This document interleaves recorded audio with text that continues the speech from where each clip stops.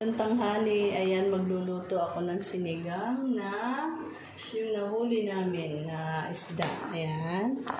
Tapos, nagpakulo na ako ng sibuyas, bawang, luya, tsaka nilagyan ko na ng sitaw at tsaka okra. Ngayon, ilalagay natin tong ating isda.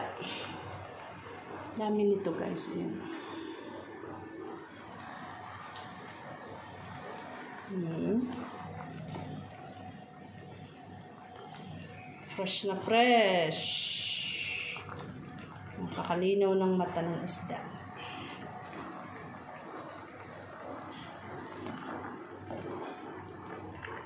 Yan, masarap at malinamnam. Nilagyan ko rin siya, guys, ng kamatis. Yan. Pakuluan lang po natin at lalagyan natin ng malunggay.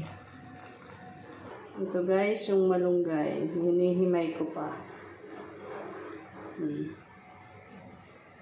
Hinihimay ko pa yung malunggay.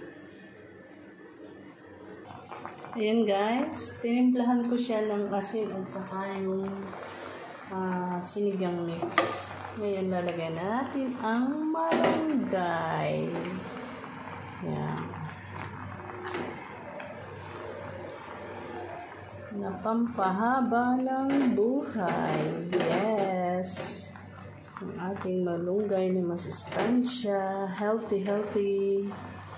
Tapos fresh ang isda. O masyallah. Diba? Napakayami na.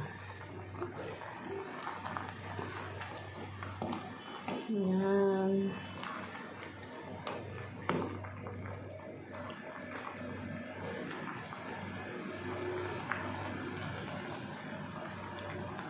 Masyadong mahalo kasi madudurog ang fish.